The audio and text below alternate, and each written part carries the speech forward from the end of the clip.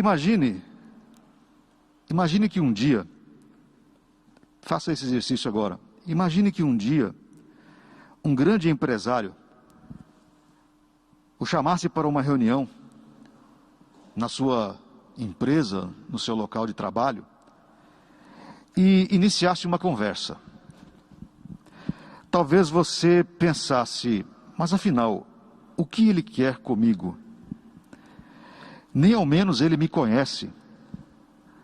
Imagine ainda que este grande empresário, então, depois de explicar sobre como funciona o grande complexo de suas empresas, que valem milhões, e ao final da reunião com você, da conversa com você, ele chame todos os seus altos funcionários, os seus diretores, e apresenta você a eles e lhes diz o seguinte: a partir de hoje, ele é o responsável por todas as empresas. Cuidem de fazer tudo o que ele lhes falar, tudo o que ele lhes disser. Ele ensinará a vocês como administrar o conglomerado de empresas. Imagine essa cena. Imagine ainda que ao término desta frase e destas explicações, o dono da empresa, o proprietário, saia da sala, feche a porta atrás de si e nunca mais retorne. Eu sei, você deve achar que uma história assim é impossível de acontecer. É uma história de fato criada, e é sobre isso que eu gostaria de falar com você nesta manhã. Hoje, iniciamos a série A Vida do Discípulo. Nos domingos seguintes serão tratados temas relacionados ao cotidiano da vida de um discípulo. Mas antes que o empresário da historieta que eu contei volte, convém perguntar nesta manhã: o que é um discípulo? O que é um discípulo?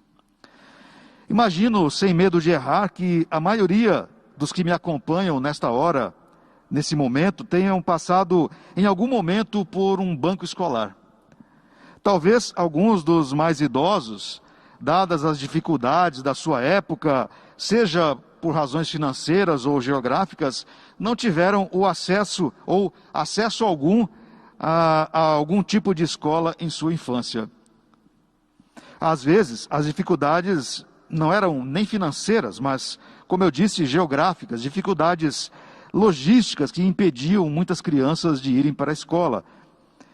Não podemos nos esquecer de que 50, 60, 70 anos atrás, no Brasil, a população era majoritariamente rural, morava na zona rural. Essa foi a minha experiência. Meu primeiro ano escolar foi numa escola rural. E eu só pude ir àquela escola, aquele grupo escolar, como era chamado, porque a fazenda onde eu morava era, para os moldes do lugar, a escola era relativamente perto. Lembro-me que todas as manhãs meu pai tinha que preparar uma pequena charrete para que eu e mais umas 2 ou 3 crianças pudéssemos ir para a escola. Isso era muito comum. E a distância geográfica das escolas na zona rural impedia muitas pessoas de frequentarem uma carteira escolar. Isso foi muito comum no Brasil. É na escola que nossa formação educacional ocorre. É na escola que aprendemos a ler e a escrever, é na escola que somos iniciados nas primeiras equações matemáticas, é na escola que tomamos conhecimento de que aquilo que fazemos continuamente, todos os dias, sem ao mesmo nos dar conta de que fazemos, chama-se linguagem, chama-se comunicação, idioma, e que para que esta comunicação aconteça de maneira apropriada, eficiente, precisamos estudar as regras gramaticais deste idioma, no nosso caso, o português. Em maior ou menor quantidade, em menor ou maior grau, a maioria de nós passou e passa ainda pela experiência de ser um aluno. A maioria de nós passou ou ainda passa pela experiência de se assentar em bancos escolares ou de faculdades para aprender algo com vistas à sua formação ou formação específica em alguma área. Isso tornou-se normal para muitos de nós. Pois bem, voltemos ao texto base da nossa meditação. Evangelho de Mateus, capítulo 4, versículos 18 ao 22. No texto, Jesus passava por uma das margens do mar da Galileia e viu 2 homens pescando. 2 irmãos, 2 pescadores, Tiago e André, lançavam as redes ao mar. Até aí, nada de excepcional, nada de anormal para aquele momento e para aquela região. Pescadores lançando as redes ao mar era algo natural, era uma figura normal naquela cena e naquela cultura. Pessoas caminhando na praia também era algo natural, normal. Portanto, naquele dia, tudo transcorria como de costume. Nada de excepcional estava acontecendo naquele momento. Ocorre que a pessoa à praia era Jesus Cristo, o Filho de Deus, que tinha acabado de ser batizado e procurava seguidores. Ao perceber Tiago e André lançando as redes, aproximou-se Jesus e disse aos 2 pescadores: Vinde após mim, e eu vos farei pescadores de homens, diz-nos o versículo 18. Vinde após mim, e eu vos farei pescadores de homens. Eu já me peguei várias vezes colocando-me no lugar de Pedro e Tiago. Cada vez que eu leio esse trecho da Bíblia, eu me coloco no lugar daqueles 2 pescadores. Você já pensou nisso? Imagine a cena. Imagine que seja você na cena. Você está pescando, como sempre fez a vida toda. Como o seu pai fez a vida toda. E talvez como tenha feito o seu avô a vida toda. E eis que do nada, simplesmente do nada, aparece um desconhecido, alguém que você não sabe quem é e nunca viu.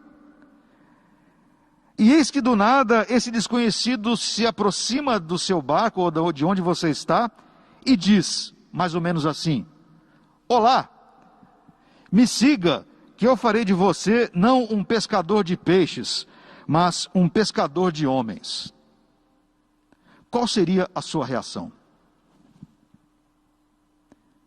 Qual seria a nossa reação? Eu tenho dúvidas de que algum de nós largaria as redes que davam o sustento por gerações para se aventurar a ir atrás de um desconhecido. Eu tenho dúvidas de que algum de nós faria isso. Mas nós sabemos. Nós conhecemos o texto bíblico, acabamos de lê-lo. Foi o que aconteceu. Foi o que aconteceu. Pedro e André, diz-nos o texto, imediatamente largaram as redes e o seguiram. Um pouco depois, encontrou Jesus, já com 2 discípulos atrás de si. Um pouco depois, Jesus encontrou outros 2 irmãos pescadores, Tiago e João.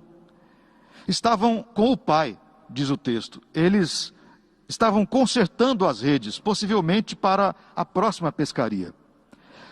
Mas, ao ouvirem o chamado de Jesus, deixaram o barco, mas não deixaram apenas o barco.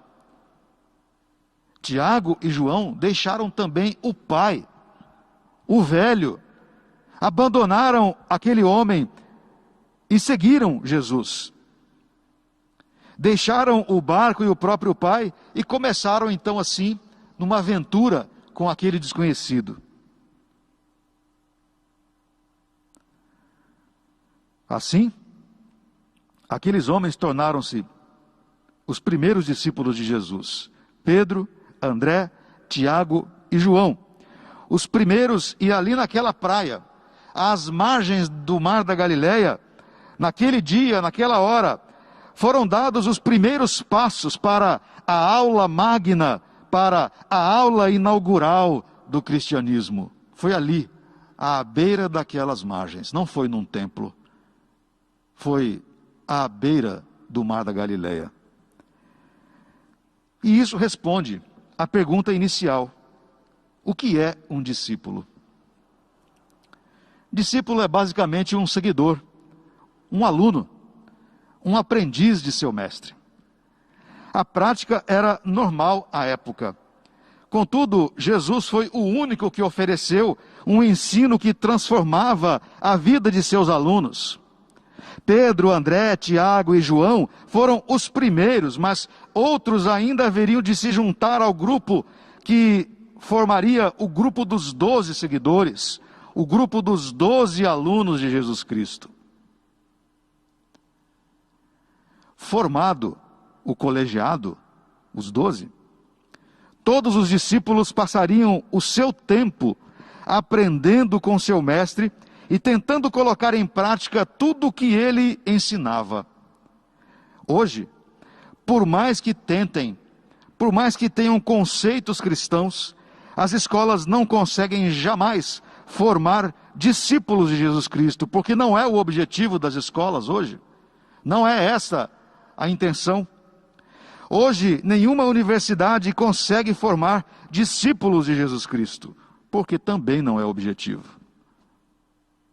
Então, discípulo é o que segue. Discípulo é o que aprende de seu mestre. Discípulo é aquele que segue a Jesus Cristo. E depois de entendermos o que é um discípulo, convém perguntar também: mas afinal, o que quer um discípulo? O que é que quer um discípulo? O que você quer ser quando crescer? Esta é uma pergunta normalmente feita às crianças.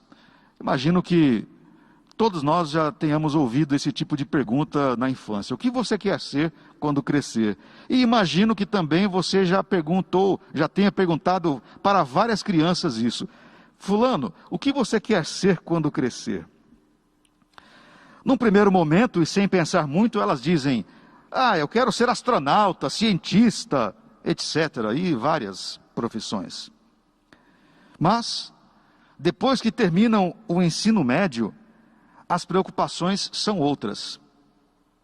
Quais profissões são rentáveis? Quais podem oferecer maior segurança financeira? Nada de errado em tais preocupações.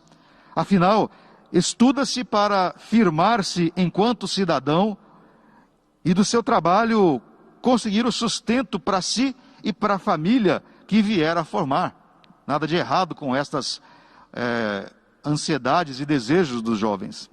Esta é a lógica da formação escolar, da formação educacional e, por fim, da formação profissional. E como eu disse, nada de errado nisso.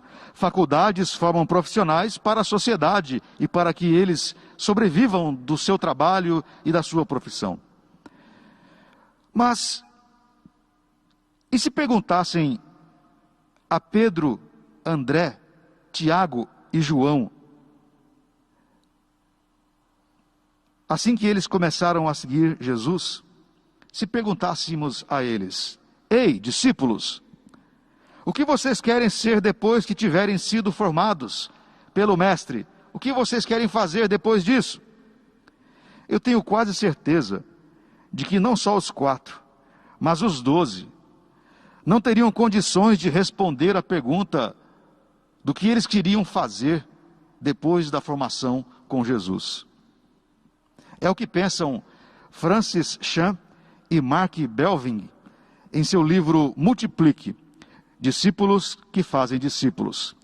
A dupla autora diz assim: quando Jesus chamou os seus primeiros discípulos, eles, os discípulos, talvez não compreendessem para onde Cristo os levaria, nem o impacto que isso teria em sua vida, mas sabiam o que significava seguir. Eles entenderam o chamado de forma literal e começaram a ir para todo lugar onde Jesus ia e a fazer tudo o que ele fazia. Mas não sabiam no que ia dar aquilo.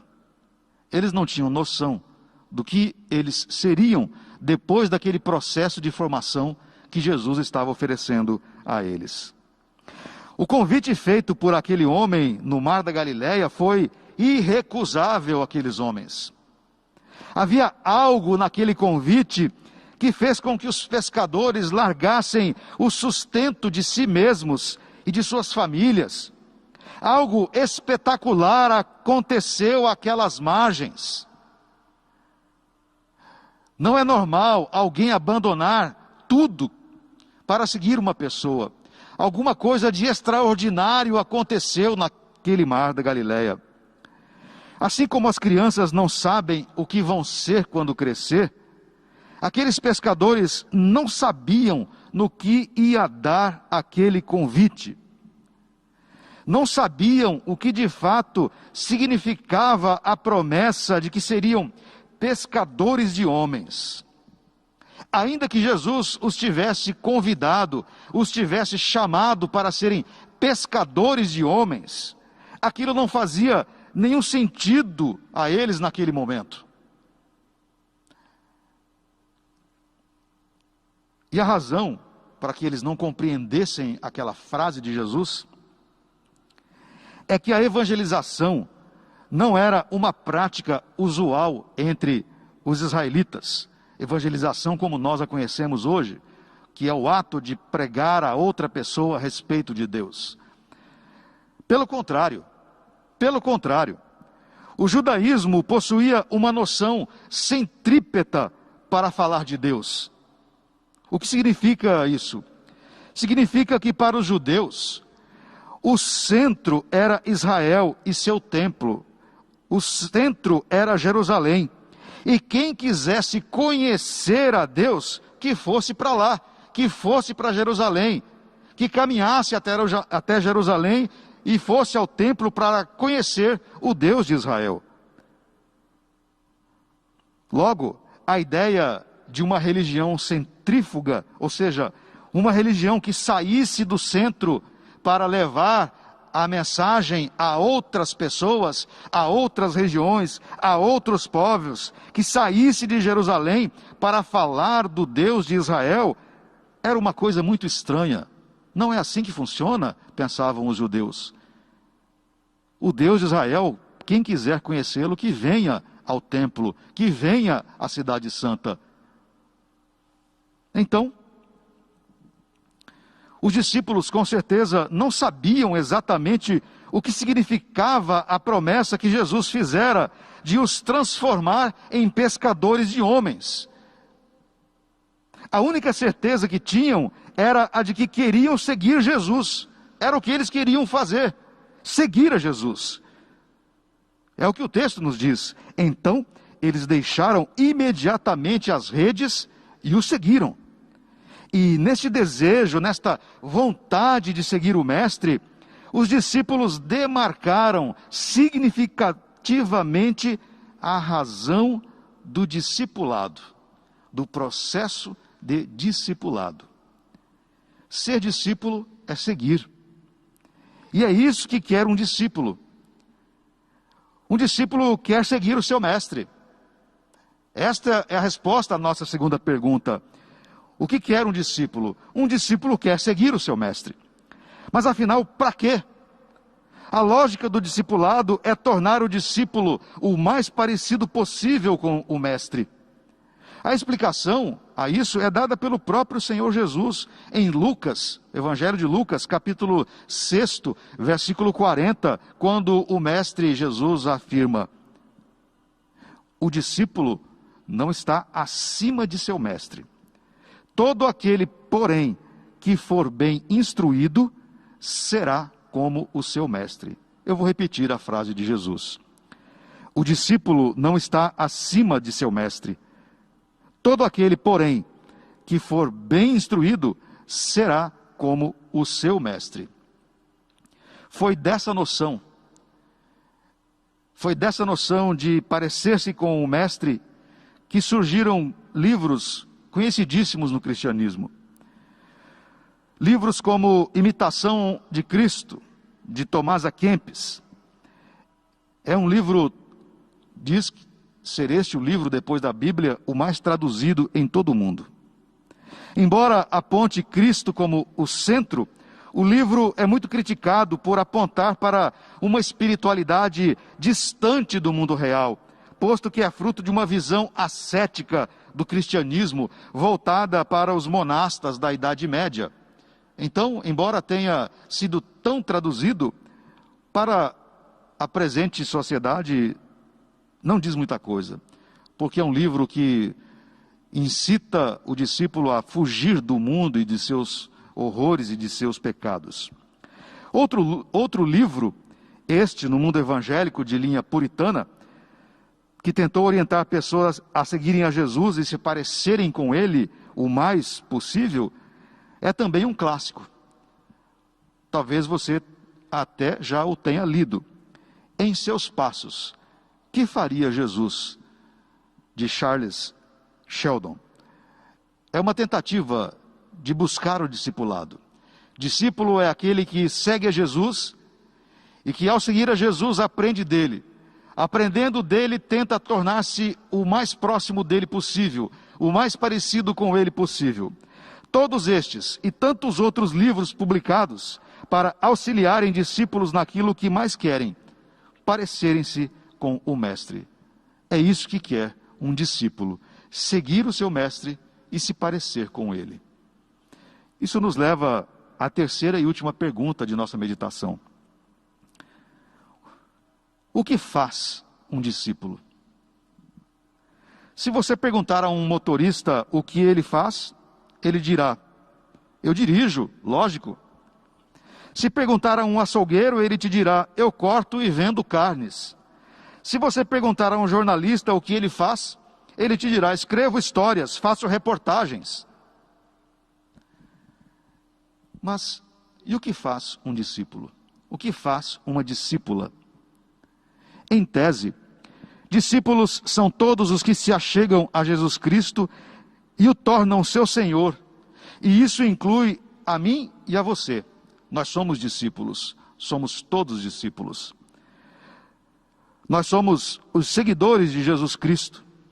Nesse sentido, a nossa igreja, a primeira IPI de São Paulo, a primeira igreja presbiteriana independente de São Paulo, é composta por mais de 1000 discípulos de Jesus Cristo. E a pergunta continua: o que faz um discípulo? O que faz um discípulo da primeira IPI de São Paulo? O que faz uma discípula da Catedral Evangélica de São Paulo? A resposta a esta pergunta, queridos irmãos e irmãs, vem da boca daquele que nos arregimentou. A resposta vem da boca do Mestre. Vem da boca daquele que convidou Pedro, André, Tiago, João e todos os demais discípulos, os demais apóstolos. A resposta vem da boca daquele, às margens do mar da Galileia: sigam-me e eu os farei pescadores de homens. Essa é a resposta à pergunta: o que faz um discípulo? Discípulo faz discípulo. Esta é a resposta mais pronta. Esta é a resposta mais óbvia à pergunta: o que faz um discípulo? Um discípulo faz outros discípulos. Não há outra resposta que não esta ou alguma outra dita de forma diferente, mas que inevitavelmente chegue à mesma conclusão: discípulos faz discípulos. Jesus ficou com os apóstolos cerca de 3 anos para os ensinar o tanto quanto fosse possível a respeito do reino de Deus. Foi um longo processo até que os 12 ficassem prontos e então o trabalho pudesse andar sem ele, sem Jesus. Jesus treinou aqueles homens para continuarem o seu trabalho. Os 12 e os outros discípulos, que não eram apenas 12, e os demais discípulos que se achegaram a Jesus, os discípulos não eram perfeitos, tanto que um deles debandou, se perdeu. Isso nos dá a segurança de que todos nós podemos fazer discípulos. Afinal, os 12 não eram perfeitos. Os 12, os 70 e os demais não eram feitos de uma casta espiritual diferenciada, elevada, santa, que conseguiram fazer discípulos. Não, eles eram como nós, pecadores, homens e mulheres, com virtudes e defeitos, com virtudes e pecados. Fazer discípulos antes de uma ordem de Jesus torna-se um grande desafio a toda a igreja de Cristo. Evangelizar e cuidar dos novos é uma das mais ricas tarefas de um discípulo, de uma discípula de Jesus Cristo. Contudo, para que tal processo ocorra, o discípulo precisa se preparar. Lembrem-se, os 12 passaram quase ou praticamente 3 anos se preparando, junto com o mestre. Neste mês, temos como tema a vida do discípulo. Falaremos justamente sobre as práticas espirituais que um discípulo precisa cultivar para então fazer outro discípulo ou outros discípulos. Entram nesta lista das meditações que, por certo, virão nos próximos domingos, entram nesta lista práticas espirituais como a oração, fundamental para o crescimento do discípulo, a meditação, importante para que o discípulo busque a presença de Deus, e também, e não menos importante, o estudo da palavra. São estas e outras práticas que nutrem e revigoram a vida espiritual do discípulo, para que então, como os 12, possam cumprir a ordem de Jesus e assim fazer discípulos de todas as nações. A esse respeito, veja o que nos dizem os 2 autores do livro que eu citei há pouco, Francis Chan e Mark Belvin. Dizem-nos os autores: mais uma vez, ele surpreendeu todos. Em vez de dizer-lhes que transformaria a terra de imediato, Jesus deu aos seus discípulos uma ordem final e subiu para o céu, assim mesmo, do nada. Quer saber qual era a ordem? Basicamente, Jesus lhes disse que o trabalho deles era terminar o que ele começou. Eles deveriam levar a mensagem que Jesus declarou e exemplificou de Jerusalém e em seus arredores, e espalhá-los até os confins da terra. E os 2 autores então citam agora o Evangelho de Mateus, capítulo 28, versículos 18. Toda autoridade me foi dada no céu e na terra. Ide, portanto, fazei discípulos de todas as nações, batizando-as em nome do Pai e do Filho e do Espírito Santo, ensinando-os a guardar todas as coisas que vos tenho ordenado. E eis que estou convosco todos os dias, até a consumação do século. Você se lembra da história que eu contei no início do sermão? E que de tão estranha parecia que era uma ilusão, que jamais poderia acontecer? Pois bem, foi isso que aconteceu, claro, guardadas as proporções. Jesus apareceu numa praia, chamou os discípulos, fez reuniões com eles por cerca de 3 anos, e depois disse a eles, os discípulos, e também a todos nós, a mim e a você: vão e façam discípulos.